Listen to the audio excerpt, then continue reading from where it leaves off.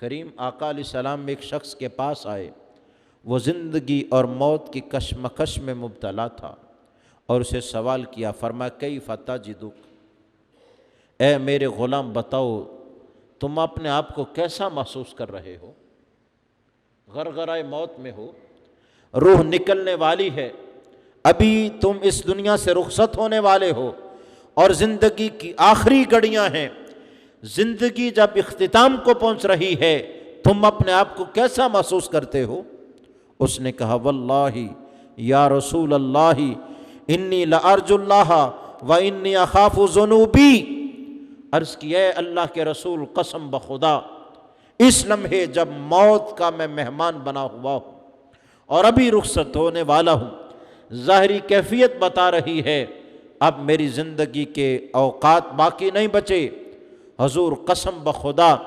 ایسی حالت میں مجھے اللہ کی رحمت سے کامل امید ہے، انی لارجو اللہ و انی اخاف ذنوبی، اور مجھے اپنے گناہوں کا پورا خوف ہے، گناہوں کے خوف سے لرزتا ہوں اور رحمت خدا بندی کی وجہ سے مسکراتا بھی ہوں۔ حضور یہ کیفیت ہے میری، رب کی رحمت کو دیکھتا ہوں خوش ہو جاتا ہوں،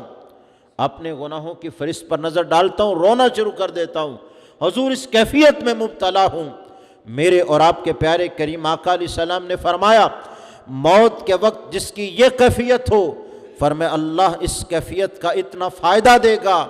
وہ جس چیز کی امید رکھتا ہوگا اللہ اس کی امید کو پورا کر دے گا، اور جس سے ڈر رہا ہوگا اللہ اس سے بچا لے گا۔ اور گویا مفہوم یہ ہے کہ بندے اللہ کی رحمت سے امید رکھتا ہے مرتے ہوئے، جا اللہ نے تجھے اپنی رحمت میں ڈانپ لیا ہے، اور اپنے گناہوں کا خوف ہے تجھے کہ گناہ بڑے ہیں معاف ہو جائیں، تو اس وقت جب تیرے اندر خوف باقی ہے اس کی برکت سے اللہ نے تیرے گناہوں کو معاف فرما دیا ہے۔